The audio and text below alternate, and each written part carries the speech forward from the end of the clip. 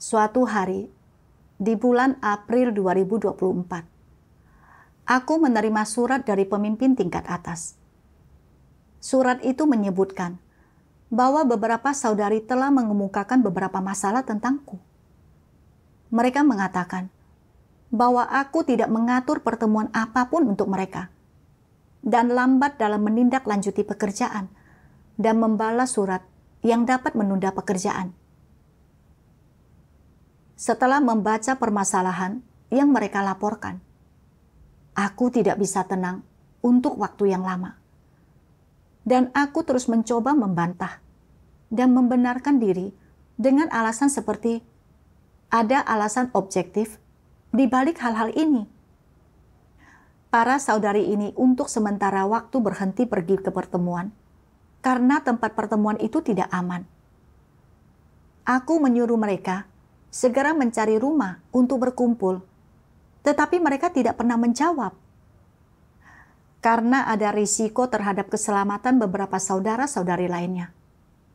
Untuk sementara waktu, aku belum mengatur pertemuan. Bukan salahku, mereka tidak dapat berkumpul. Jadi, mengapa semua orang menyalahkan aku? Selama masa mereka tidak mengadakan pertemuan, aku telah menulis surat untuk menanyakan keadaan mereka dan bersekutu dengan mereka. Aku tidak mengabaikan mereka. Mereka mengatakan bahwa aku lambat dalam menindaklanjuti pekerjaan dan membalas surat. Tetapi ini karena penganiayaan dan penangkapan oleh PKT. Para saudara-saudari tidak dapat bertemu sesering sebelumnya. Jadi, tentu saja mereka tidak menerima surat secepat sebelumnya. Ini juga di luar kendaliku. Mereka semua menuntut terlalu banyak dariku. Aku menindaklanjuti semua jenis pekerjaan setiap hari. Dan juga harus menulis surat untuk menanggapi pertanyaan saudara-saudari. Kadangkala, aku begitu sibuk, sehingga akhirnya bekerja sampai jam 2 pagi. Bagaimana mungkin aku tidak melaksanakan pekerjaan nyata? Padahal, aku menderita dan membayar harga seperti ini. Saat itu, aku tidak dapat menerimanya. Keesokan harinya, para pemimpin tingkat atas meminta saudara-saudari untuk menulis evaluasi tentangku. Aku menduga bahwa para pemimpin mengira aku tidak melaksanakan pekerjaan yang nyata dan akan memberhentikan aku. Ketika memikirkan harga yang telah kubayar dan tentang bagaimana aku telah mengorbankan diriku, aku tidak dapat menahan diri untuk membantah dan membenarkan diriku sendiri, serta berpikir, seorang pemimpin palsu tidak melaksanakan pekerjaan yang nyata sama sekali. Tetapi, aku selalu bekerja, mencurahkan banyak waktu, dan membayar harga yang sangat mahal. Apalagi yang kau inginkan dariku? Makin aku memikirkannya, semakin aku merasa putus asa. Aku menyadari ada yang tidak beres dengan keadaanku. Jadi aku berdoa kepada Tuhan. Tuhan, aku tidak dapat tunduk pada situasi hari ini. Aku tidak tahu pelajaran apa yang harus kupetik, dan aku tidak mengerti maksud-Mu. Mohon terangi dan bimbing aku. Setelah itu, aku membaca satu bagian dari firman Tuhan. Tuhan yang Maha Kuasa berfirman, bagaimana seharusnya orang menilai apakah seorang pemimpin sedang memenuhi tanggung jawab pemimpin dan pekerja atau tidak? Atau apakah mereka adalah pemimpin palsu atau bukan? Pada tingkat paling mendasar, orang harus melihat apakah mereka mampu melakukan pekerjaan nyata atau tidak. Apakah mereka memiliki kualitas ini atau tidak? Kemudian, orang harus melihat apakah mereka terbeban untuk melakukan pekerjaan ini dengan baik. Abaikan betapa baiknya hal-hal yang mereka katakan dan seberapa besar mereka tampaknya memahami doktrin-doktrin, serta abaikan betapa berbakat dan berkarunianya mereka ketika menangani masalah-masalah eksternal, karena hal-hal ini tidaklah penting. Yang paling penting adalah, lihatlah apakah mereka mampu melaksanakan bidang pekerjaan gereja yang paling mendasar dengan benar. Apakah mereka mampu menyelesaikan masalah dengan menggunakan kebenaran? Dan apakah mereka mampu memimpin orang ke dalam kenyataan kebenaran atau tidak? Ini adalah pekerjaan yang paling mendasar dan esensial. Jika mereka tak mampu melakukan bidang pekerjaan nyata ini, maka sebagus apapun kualitas mereka, betapapun berbakatnya mereka, atau seberapa banyak mereka mampu menanggung kesukaran dan membayar harga, mereka tetaplah pemimpin palsu. Sebagian orang berkata, sekarang ini, lupakan bahwa mereka tidak melakukan pekerjaan nyata. Mereka memiliki kualitas yang baik dan mereka cakap. Jika mereka berlatih selama beberapa waktu, mereka pasti akan mampu melakukan pekerjaan nyata. Selain itu, mereka tidak melakukan hal yang buruk dan mereka tidak melakukan kejahatan atau menyebabkan gangguan atau kekacauan. Bagaimana engkau bisa menganggap mereka pemimpin palsu? Bagaimana kita dapat menjelaskan pertanyaan ini? Tidak menjadi masalah seberapa berbakatnya engkau, seberapa tingkat kualitas dan pendidikan yang kau miliki, seberapa banyaknya slogan yang mampu kau teriakan, atau seberapa banyak kata-kata dan doktrin yang kau pahami. Sesibuk apapun engkau, atau selelah apapun engkau dalam sehari, atau sejauh apapun engkau telah bepergian, sebanyak apapun gereja yang kau kunjungi, atau sebanyak apapun risiko yang kau ambil dan penderitaan yang kau tanggung, tak ada satupun dari hal-hal ini yang penting. Yang penting adalah, apakah engkau melakukan pekerjaanmu berdasarkan pengaturan kerja? Apakah engkau melaksanakan pengaturan tersebut secara akurat? Apakah selama kepemimpinanmu, engkau berpartisipasi dalam setiap pekerjaan spesifik yang menjadi tanggung jawabmu? Dan berapa banyak masalah nyata yang benar-benar telah kau selesaikan? Berapa banyak orang yang sudah mulai memahami prinsip-prinsip kebenaran karena kepemimpinan dan bimbinganmu? Serta berapa banyak pekerjaan gereja yang telah maju dan berkembang. Yang penting adalah, apakah engkau telah mencapai hasil-hasil ini atau tidak? Pekerjaan spesifik apapun yang kau lakukan, yang penting adalah, apakah engkau secara konsisten menindaklanjuti dan mengarahkan pekerjaan tersebut daripada bersikap angkuh dan berkuasa, serta mengeluarkan perintah. Selain itu, yang juga penting adalah apakah engkau memiliki jalan masuk kehidupan saat melaksanakan tugasmu? Apakah engkau dapat menangani masalah berdasarkan prinsip? Apakah engkau memiliki kesaksian tentang menerapkan kebenaran? Dan apakah engkau dapat menangani serta menyelesaikan masalah-masalah nyata yang dihadapi oleh umat pilihan Tuhan? Semua hal ini dan hal-hal serupa lainnya adalah kriteria untuk menilai apakah pemimpin atau pekerja telah memenuhi tanggung jawab mereka atau tidak. Apakah menurut engkau semua kriteria-kriteria ini praktis dan adil untuk orang lain? Kriteria-kriteria ini adil kepada semua orang. Apapun tingkat pendidikanmu, entah engkau adalah anak muda atau lanjut usia, berapa lama engkau telah percaya kepada Tuhan, senioritasmu, atau berapa banyak firman Tuhan yang telah kau baca, semua ini tidaklah penting.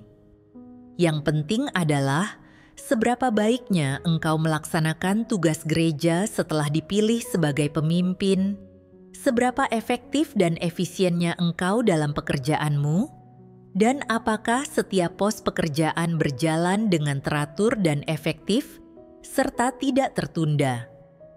Semua ini adalah hal-hal utama yang dievaluasi saat mengukur apakah pemimpin atau pekerja telah memenuhi tanggung jawab mereka atau belum. Setelah membaca firman Tuhan, aku memahami bahwa untuk mengukur apakah seorang pemimpin telah memenuhi tanggung jawabnya, bukan dilihat dari seberapa banyak kesulitan yang tampaknya mereka tanggung, atau seberapa besar pengorbanan yang telah mereka berikan. Tetapi, apakah mereka telah melaksanakan pekerjaan yang nyata? Apakah mereka dapat mempersekutukan kebenaran untuk memecahkan masalah dan melaksanakan tugas mereka sesuai dengan prinsip? Dan apakah berbagai aspek pekerjaan gereja dapat berkembang dengan cara yang normal dan teratur? Jika tidak ada pekerjaan nyata yang telah dilaksanakan dalam berbagai aspek gereja dan tidak ada hasilnya, sebanyak apapun kesulitan yang tampaknya ditanggung seseorang, atau sebesar apapun harga yang telah mereka bayar, mereka tetaplah seorang pemimpin palsu. Kemudian, aku merenungkan diriku sendiri. Aku menyadari bahwa aku belum memenuhi standar yang dituntut oleh Tuhan. Dan tampaknya, aku hanya membayar sedikit harga dan melaksanakan pekerjaan yang dangkal. Tetapi ketika masalah muncul di tempat kerja, aku tidak mau menanggung kesulitan atau membayar harga yang diperlukan untuk menyelesaikannya. Misalnya, memastikan bahwa saudara-saudari memiliki kehidupan gereja yang normal adalah pekerjaan yang paling mendasar.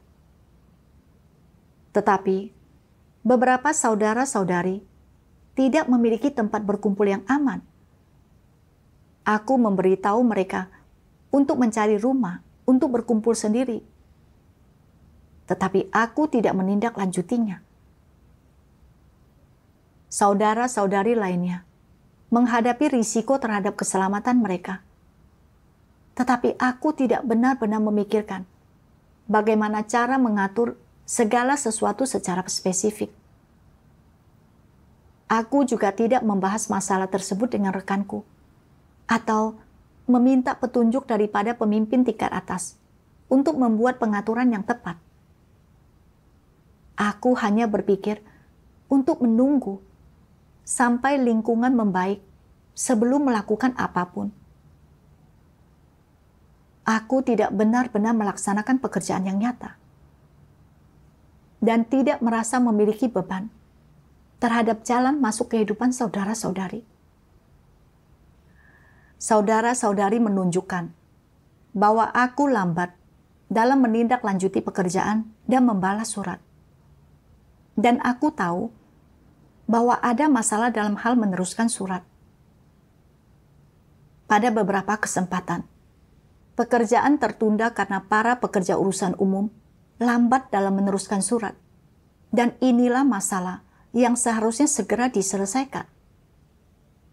Namun, ketika aku berpikir tentang bagaimana menyelesaikan masalah ini, berarti aku harus menemui para pekerja urusan umum dan mengoreksi serta bersekutu dengan mereka untuk mengatasi kesulitan nyata mereka.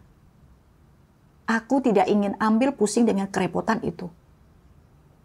Jadi, aku menggunakan lingkungan yang buruk sebagai alasan dan terus menunda-nunda tanpa membahas masalah itu. Saat dihadapkan dengan fakta yang disingkapkan, serta pengungkapan firman Tuhan, aku tidak lagi memiliki dasar atau alasan untuk membenarkan diriku sendiri. Aku benar-benar tidak memenuhi tanggung jawabku sebagai seorang pemimpin. Dan tidak salah, saudara-saudari melaporkan masalah tentangku.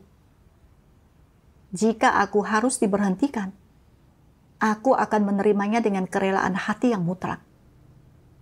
Kemudian, aku membaca bagian lain dari firman Tuhan.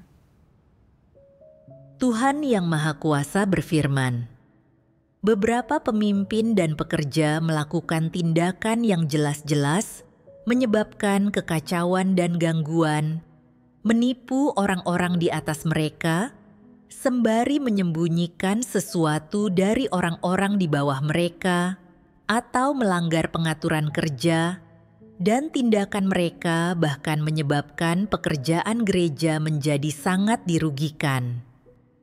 Namun, mereka bukan saja tidak merenungkan dan mulai menyadari masalah mereka sendiri, atau mengakui fakta kejahatan mereka yang mengganggu pekerjaan gereja, melainkan mereka bahkan yakin bahwa mereka telah bertindak baik dan ingin mencari pujian serta penghargaan, menyombongkan diri, dan bersaksi di mana-mana tentang seberapa banyak pekerjaan yang telah mereka lakukan, seberapa banyak penderitaan yang telah mereka tanggung, seberapa banyak kontribusi yang telah mereka buat selama melakukan pekerjaan mereka, berapa banyak orang yang telah mereka peroleh melalui pemberitaan Injil selama bekerja, dan sebagainya. Mereka sama sekali tidak mengakui seberapa banyak kejahatan yang telah mereka lakukan atau seberapa besar mereka telah merugikan pekerjaan gereja. Tentu saja, mereka juga tidak bertobat, apalagi berbalik arah. Katakan kepadaku, bukankah orang-orang semacam itu tebal muka?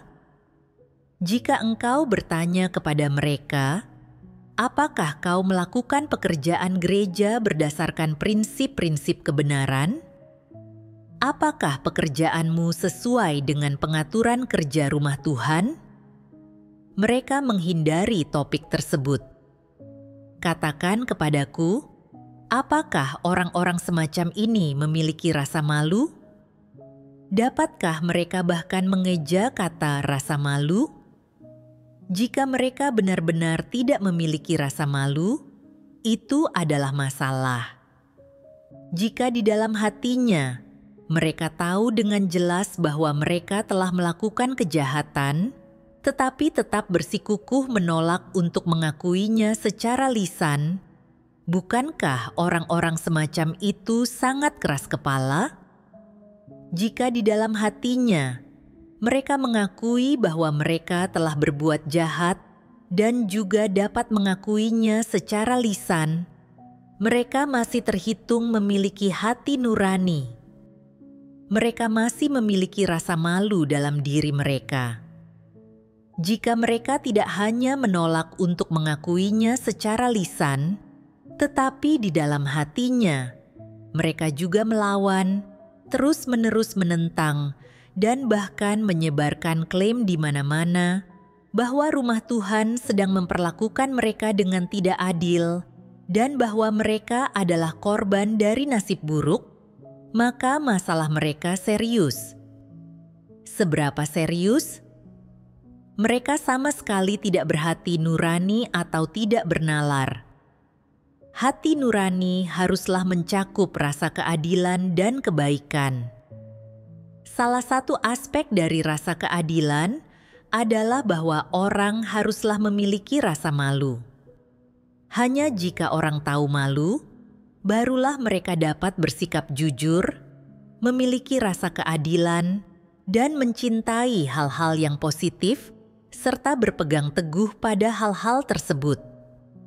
Namun, jika tidak ada rasa malu dalam hati nuranimu dan dalam rasa keadilanmu, serta engkau tidak mengenal rasa malu, dan bahkan setelah melakukan kesalahan, jika engkau tidak merasa malu karenanya, dan tidak tahu bahwa engkau harus merenungkan dirimu sendiri, atau membenci dirimu sendiri, tidak merasa menyesal, dan dengan cara apapun orang lain menyingkapkanmu, engkau tidak peduli tidak tersipu dan tidak merasa malu.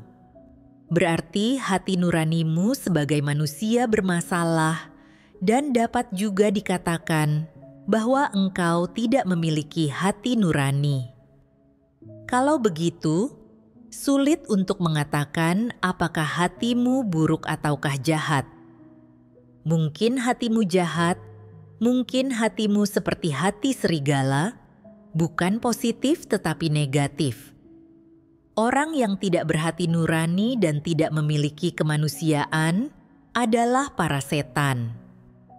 Jika engkau berbuat salah dan sama sekali tidak merasa malu, tidak merasa menyesal, atau tidak merasa bersalah, dan engkau tidak mau merenungkan dirimu sendiri, tetapi malah membantah, melawan, dan berusaha untuk membela serta membenarkan dirimu sendiri, mendandani dirimu dengan topeng yang indah, maka jika diukur berdasarkan standar kemanusiaan, kemanusiaanmu itu bermasalah. Setelah membaca firman Tuhan, aku merasa sangat malu. Bukankah orang yang tidak tahu malu yang diungkapkan oleh Tuhan ini adalah aku? Ketika saudara-saudari melaporkan masalahku, aku tidak merenungkan diriku sendiri, tetapi sebaliknya, aku langsung berusaha membela diri, berbicara tentang betapa besarnya pengorbananku dan betapa banyak penderitaan yang telah kutanggung. Beberapa saudara-saudari tidak dapat menghadiri pertemuan selama berbulan-bulan, dan pekerjaan gereja tidak ditindaklanjuti secara tepat waktu.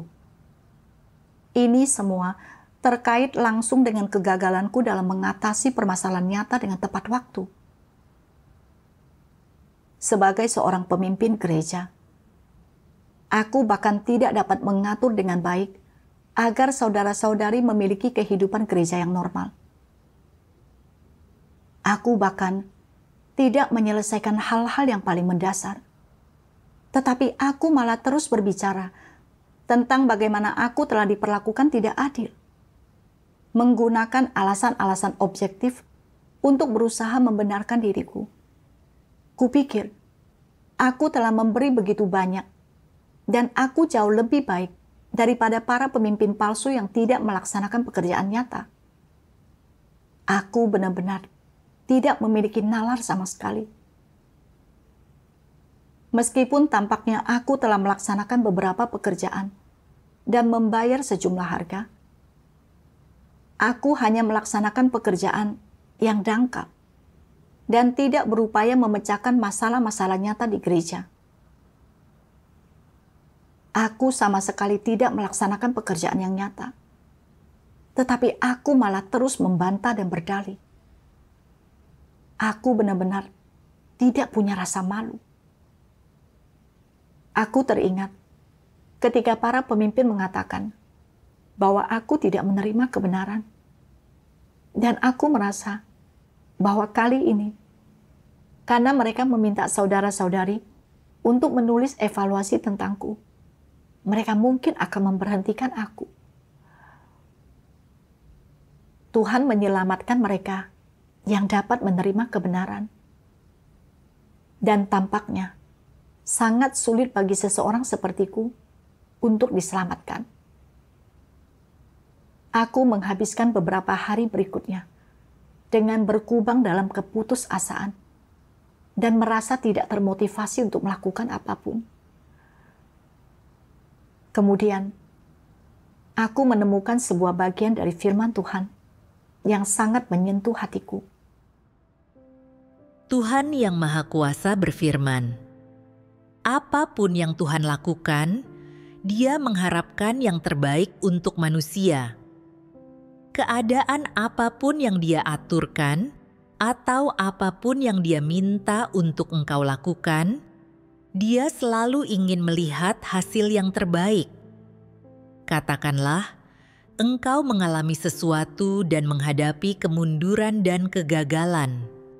Tuhan tidak ingin melihatmu berkecil hati ketika engkau gagal, lalu menganggap dirimu sudah tamat, dan telah direnggut oleh iblis, kemudian menyerah terhadap dirimu sendiri, tak pernah mampu memulihkan dirimu, dan terpuruk dalam keputusasaan. Tuhan tidak ingin melihat hasil seperti ini. Hasil apa yang ingin Tuhan lihat? Bahwa meskipun engkau mungkin telah gagal dalam hal ini, engkau mampu mencari kebenaran dan merenungkan dirimu, menemukan alasan kegagalanmu, menerima pelajaran yang kegagalan ini ajarkan kepadamu, mengingatnya di masa depan, tahu bahwa bertindak seperti itu salah, dan bahwa hanya melakukan penerapan berdasarkan firman Tuhanlah yang benar, serta menyadari, aku orang yang tidak baik. Aku memiliki watak rusak iblis di dalam diriku. Ada pemberontakan di dalam diriku. Aku jauh dari orang-orang benar yang Tuhan bicarakan, dan aku tidak memiliki hati yang takut akan Tuhan. Engkau telah melihat fakta ini dengan jelas. Engkau telah mengetahui yang sebenarnya dari masalah ini, dan melalui kemunduran ini, kegagalan ini, engkau telah memperoleh pengertian dan dewasa. Inilah yang ingin Tuhan lihat. Firman Tuhan, bagaikan arus hangat yang menenangkan hatiku. Bagaimanapun cara Tuhan bekerja, semuanya selalu baik. Bahkan ketika Tuhan menyingkapkan kerusakan dalam diri manusia, itu semua dilakukan dengan harapan agar mereka mengenal diri mereka sendiri, bertobat dan berubah, dan akhirnya membuang watak rusak mereka dan diselamatkan oleh Tuhan. Tuhan tidak ingin melihatku begitu negatif, dan Dia telah mengatur keadaan ini dengan harapan agar aku mencari kebenaran untuk menyelesaikan watak rusakku. Tuhan ingin menyelamatkanku, bukan menyingkirkanku. Tuhan tidak menyerah padaku. Jadi, aku tidak bisa menyerah pada diriku sendiri. Meskipun aku memiliki watak rusak, selama aku tidak menyerah dalam mengejar kebenaran, masih ada harapan bagiku untuk diselamatkan oleh Tuhan. Saat memikirkan hal ini, aku tidak lagi bersikap negatif, dan aku ingin mencari kebenaran serta mengatasi masalahku. Kemudian, aku membaca satu bagian dari firman Tuhan. Tuhan yang Maha Kuasa berfirman, "Di dalam hati antikristus hanya ada reputasi dan status. Mereka yakin bahwa jika mereka mengakui kesalahan mereka, itu berarti mereka harus menerima tanggung jawab, dan kemudian status dan reputasi mereka pun pasti menjadi sangat rusak. Akibatnya, mereka menentang dengan sikap menolak sampai mati.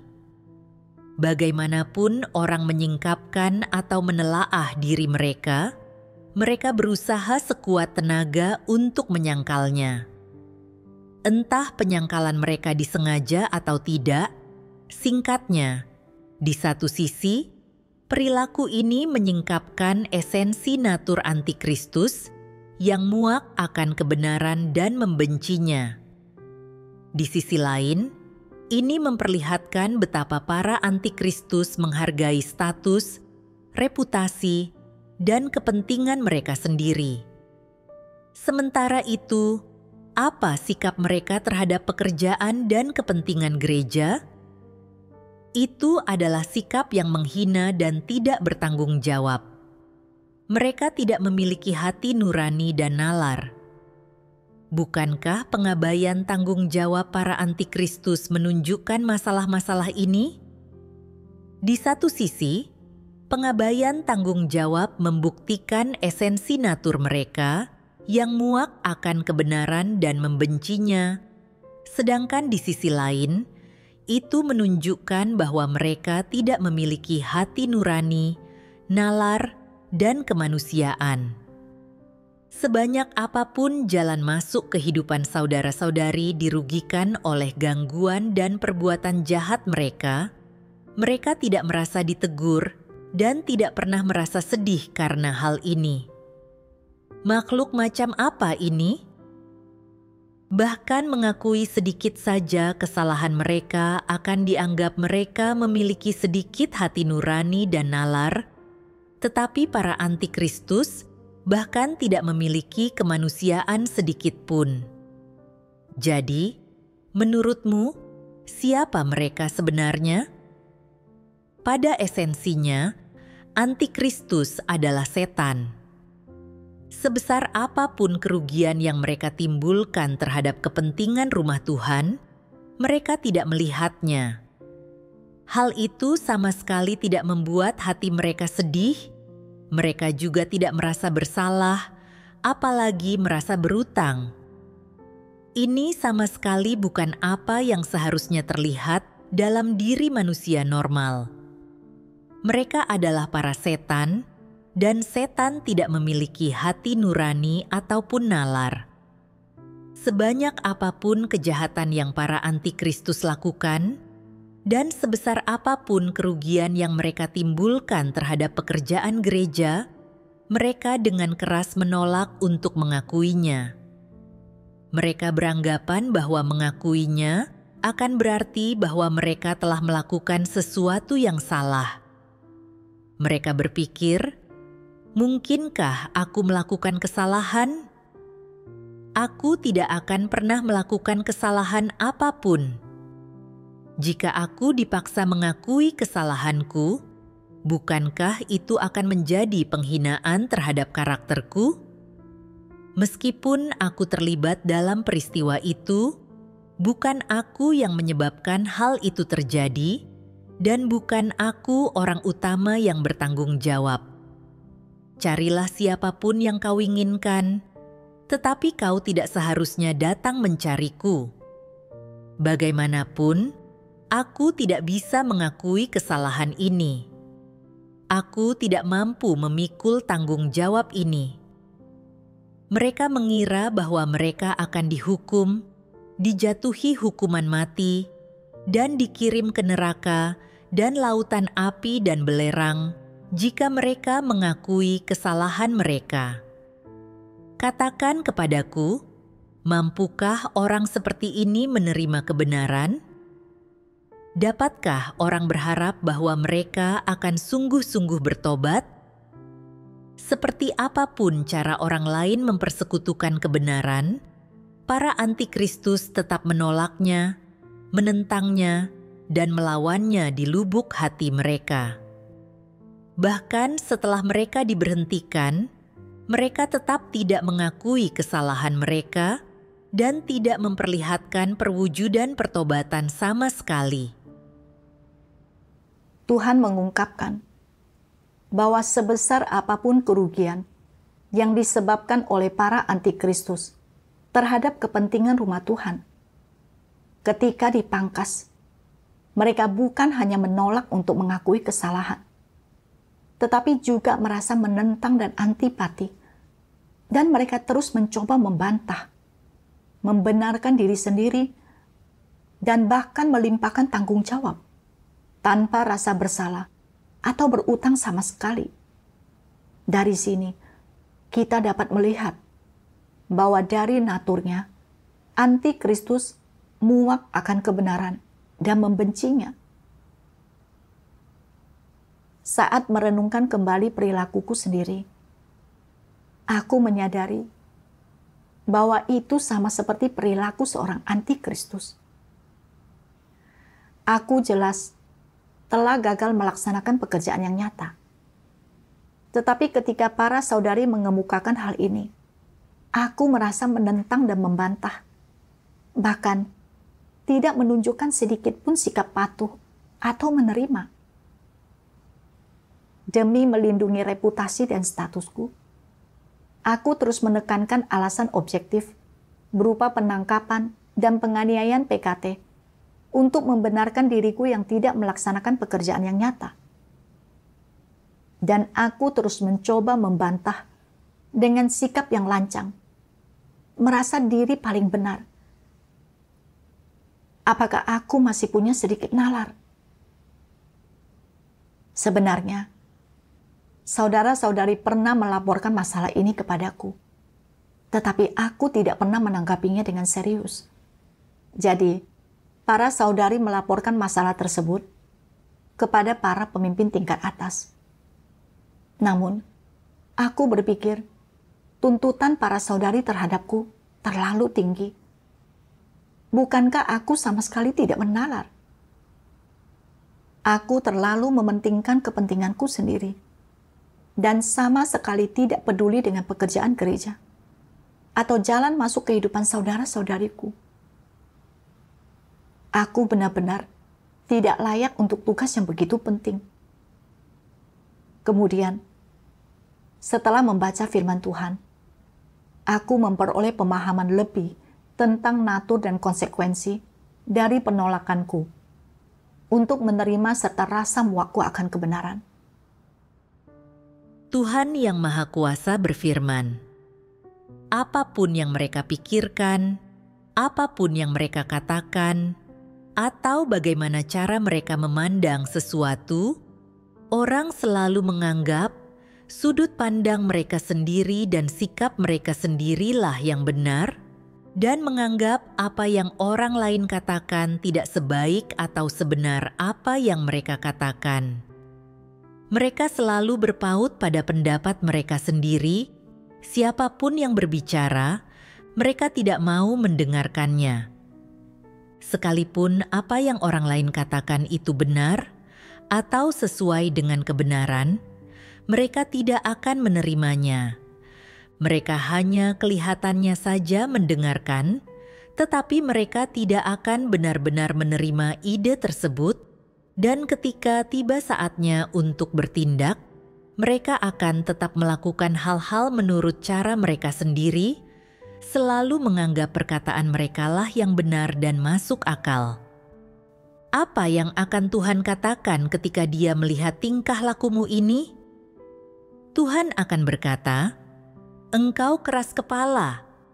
Dapat dimengerti jika engkau mungkin berpaut pada gagasanmu sendiri saat engkau tidak tahu bahwa engkau salah, tetapi saat engkau tahu dengan jelas bahwa engkau salah dan engkau tetap berpaut pada gagasanmu dan lebih memilih mati daripada bertobat, engkau benar-benar orang yang bebal dan engkau berada dalam masalah.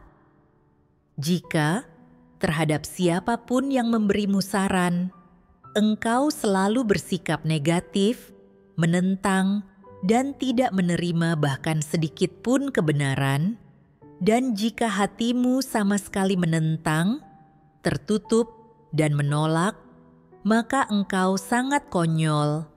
Engkau adalah orang yang tidak masuk akal. Engkau terlalu sulit untuk ditangani. Dalam hal apa engkau sulit ditangani? Engkau sulit ditangani karena apa yang kau perlihatkan bukanlah pendekatan yang salah ataupun tingkah laku yang salah, melainkan penyingkapan dari watakmu. Watak apa yang kau singkapkan? Watak yang muak akan kebenaran dan membenci kebenaran. Begitu engkau digolongkan sebagai orang yang membenci kebenaran, di mata Tuhan, engkau berada dalam masalah dan Dia akan membenci, menolak, dan mengabaikanmu. Dari sudut pandang orang, paling-paling mereka akan berkata, watak orang ini buruk, sangat berkepala batu, keras kepala, dan congkak. Orang ini sulit bergaul dan tidak mencintai kebenaran. Dia tak pernah menerima kebenaran dan dia tidak menerapkan kebenaran. Paling-paling, semua orang akan memberimu penilaian ini, tetapi dapatkah penilaian ini menentukan nasibmu? Penilaian yang diberikan orang kepadamu tidak dapat menentukan nasibmu, tetapi ada satu hal yang tidak boleh engkau lupakan. Tuhan memeriksa hati manusia, dan pada saat yang sama Tuhan mengamati setiap perkataan dan perbuatan mereka. Jika Tuhan mendefinisikanmu seperti ini dan berkata bahwa kau membenci kebenaran, dan jika Dia tidak hanya mengatakan bahwa kau memiliki sedikit watak rusak atau sedikit ketidaktaatan, bukankah ini adalah masalah yang sangat serius? Ini serius. Ini berarti masalah, dan masalah ini tidak terletak pada bagaimana orang memandangmu atau bagaimana mereka menilaimu. Itu terletak pada bagaimana Tuhan memandang watak rusakmu yang membenci kebenaran. Jadi, bagaimana Tuhan memandangnya?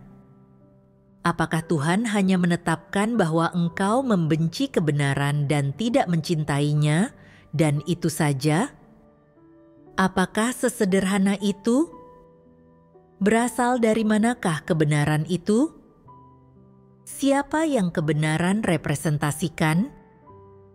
Renungkan hal ini. Jika seseorang membenci kebenaran, lalu dari sudut pandang Tuhan, bagaimana Dia akan memandang orang tersebut? Sebagai musuhnya. Bukankah ini masalah yang serius? Jika seseorang membenci kebenaran, orang itu membenci Tuhan. Dari firman Tuhan, aku memahami bahwa tidak pernah menerima nasihat dan bimbingan orang lain sebenarnya berarti seseorang tidak dapat menerima kebenaran. Kebenaran berasal dari Tuhan. Jadi esensi dari tidak menerima kebenaran adalah membenci dan muak akan kebenaran.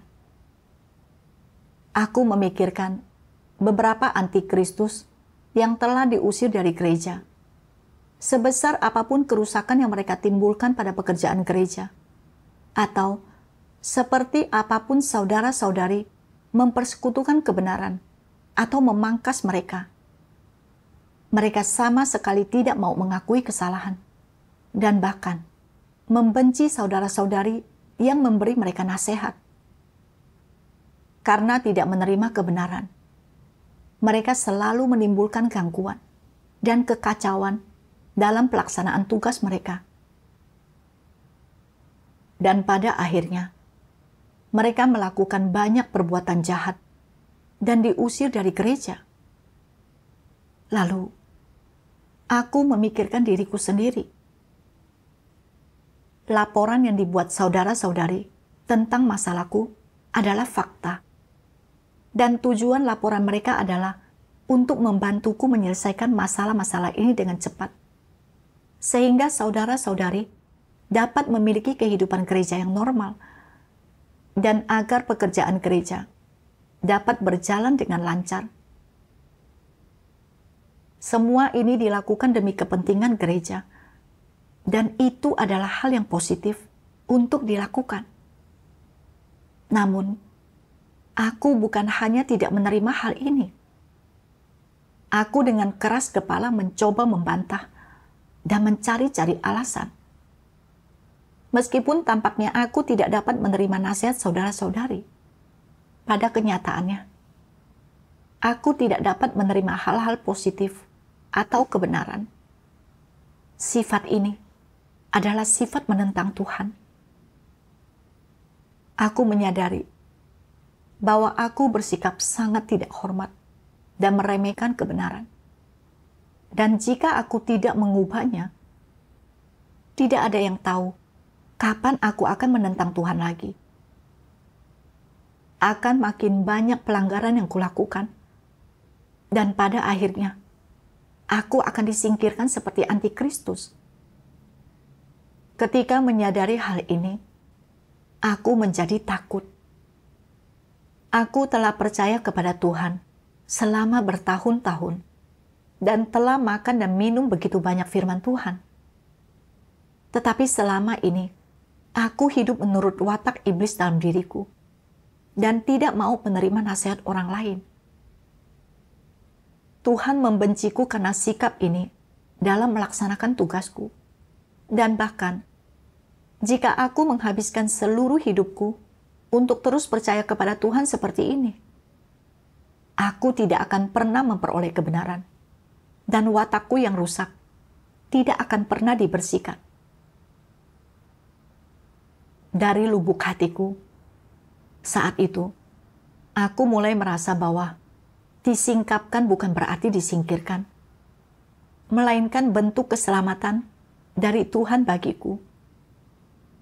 Gereja tidak memberhentikanku, tetapi memberiku kesempatan lagi, dan aku harus segera bertobat. Aku mulai mencari jalan penerapan, dan aku teringat satu bagian firman Tuhan. Jadi aku mencarinya untuk membaca. Tuhan Yang Maha Kuasa berfirman, "Jika engkau ingin mengikuti Tuhan dan melaksanakan tugasmu dengan baik, engkau harus terlebih dahulu menghindari sikap impulsif ketika sesuatu tidak berjalan sesuai dengan keinginanmu. Tenangkan dirimu terlebih dahulu dan berdiam dirilah di hadapan Tuhan, dan di dalam hatimu, berdoalah kepadanya dan carilah darinya. Jangan bersikeras, tunduklah terlebih dahulu. Hanya dengan pola pikir seperti itulah, engkau dapat menyelesaikan masalah dengan cara yang lebih baik. Jika dalam hidupmu di hadapan Tuhan engkau mampu bertekun, dan apapun yang menimpamu, engkau dapat berdoa kepadanya dan mencari darinya, dan menghadapi hal itu dengan mentalitas ketundukan. Maka tidak masalah sebanyak apapun watak rusak yang engkau perlihatkan, juga sebanyak apapun pelanggaranmu di masa lalu. Semua itu dapat diselesaikan asalkan engkau mencari kebenaran. Ujian apapun yang menimpamu, engkau akan mampu berdiri teguh. Asalkan engkau memiliki mentalitas yang benar, mampu menerima kebenaran, dan tunduk kepada Tuhan sesuai dengan tuntutannya, maka engkau akan mampu sepenuhnya menerapkan kebenaran. Meskipun terkadang engkau mungkin sedikit memberontak dan menentang, dan terkadang mencari-cari pembenaran dan tidak mampu tunduk, jika engkau dapat berdoa kepada Tuhan dan membalikkan keadaanmu yang memberontak, maka engkau akan mampu menerima kebenaran. Setelah melakukannya, renungkanlah mengapa pemberontakan dan sikap yang menentang muncul dalam dirimu. Temukan alasannya, lalu carilah kebenaran untuk menyelesaikannya, dan aspek watak rusakmu itu dapat disucikan. Setelah beberapa kali mengalami kegagalan dan jatuh bangun seperti itu, sampai engkau dapat menerapkan kebenaran, watak rusakmu akan secara berangsur disingkirkan. Dan kemudian, kebenaran akan memerintah di dalam dirimu dan menjadi hidupmu, dan tidak akan ada lagi hambatan dalam menerapkan kebenaran. Engkau akan menjadi mampu untuk benar-benar tunduk kepada Tuhan, dan engkau akan menghidupi kenyataan kebenaran. Firman Tuhan membuat jalan penerapan menjadi sangat jelas. Kuncinya adalah memiliki hati yang menerima kebenaran saat menghadapi berbagai hal. Betapa masuk akalnya pun kita saat itu. Kita tidak boleh menunjukkan penalaran yang defensif. Sebaliknya, kita harus menenangkan hati di hadapan Tuhan, berdoa, dan mencarinya. Hanya dengan begitu, kita dapat menerima bimbingan Roh Kudus. Selain itu, kita harus merenungkan masalah kita dan mencari kebenaran yang berkaitan untuk mengatasinya. Dan ketika kita memiliki pemahaman tentang watak kita yang rusak, hati kita kemudian dapat menerima kebenaran dan tunduk. Aku harus menerapkan sesuai dengan jalan yang telah Tuhan berikan kepadaku. Suatu hari, di bulan Juni, Saudari Lin Wei, yang bertanggung jawab atas pekerjaan Injil. Dalam suratnya mengatakan bahwa beberapa minggu sebelumnya, dia telah menanyakan tentang pekerjaan Injil gereja kepadaku. Tetapi aku tidak pernah memberinya masukan apapun. Saat melihat masalah yang ditunjukkan Lin Wei, aku merasakan sedikit penolakan. Dan bahkan, sebelum menyelesaikan surat itu, aku tidak dapat menahan diri untuk membantah dalam hatiku dan berpikir, aku telah menindaklanjuti pekerjaan Injil. Tetapi para pemberita Injil tidak memberikan rincian dalam tanggapan mereka. Jadi, aku tidak dapat memberi masukan apapun. Caramu mengatakan itu membuatnya tampak seolah-olah aku belum menindaklanjuti pekerjaan itu. Di akhir surat, Lin Wei berbagi pengalaman pribadinya untuk membimbingku meringkas penyimpangan dalam tugasku dan fokus memetik pelajaran agar aku dapat melaksanakan tugas dengan baik. Pada saat itu, aku menyadari bahwa watak yang baru saja kusingkapkan masih berupa sikap membantah, mencari-cari alasan, dan tidak menerima kebenaran. Jadi, aku berdoa kepada Tuhan. Tuhan, hari ini, ketika saudari itu menunjukkan masalahku, aku masih ingin mencoba membantah dan membenarkan diri sendiri. Mohon bimbing aku untuk mulai dengan menerima keadaan ini, lalu merenungkan diriku sendiri melaluinya. Setelah berdoa, aku teringat satu bagian dari firman Tuhan. Orang harus terlebih dahulu memiliki sikap yang menerima kebenaran ketika sesuatu terjadi pada dirinya. Tidak memiliki sikap seperti ini, ibarat tidak memiliki bejana untuk menerima harta, sehingga engkau tidak dapat memperoleh kebenaran. Aku menyadari bahwa dalam menghadapi situasi ini, aku hanya bisa memetik pelajaran dengan tunduk terlebih dahulu. Lalu, aku membaca sebuah bagian dari firman Tuhan. Tuhan Yang Maha Kuasa berfirman, "Jadi, seperti apakah sebenarnya sikap yang tunduk itu? Pertama-tama, engkau harus memiliki sikap yang positif. Ketika engkau dipangkas, pertama-tama, engkau tidak boleh langsung menganalisis benar dan salahnya. Engkau hanya menerimanya dengan hati yang tunduk. Sebagai contoh, seseorang mungkin berkata bahwa engkau melakukan kesalahan. Meskipun engkau tidak memahami di dalam hatimu dan engkau tidak tahu kesalahan apa yang telah kau lakukan, engkau tetap menerimanya.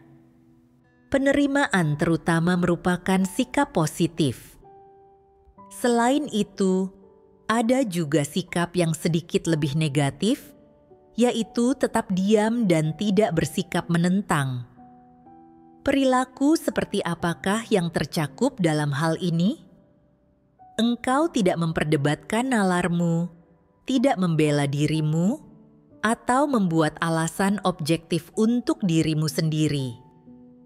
Jika engkau selalu berdalih dan membuat alasan untuk dirimu sendiri dan melemparkan tanggung jawab kepada orang lain, bukankah itu berarti bersikap menentang?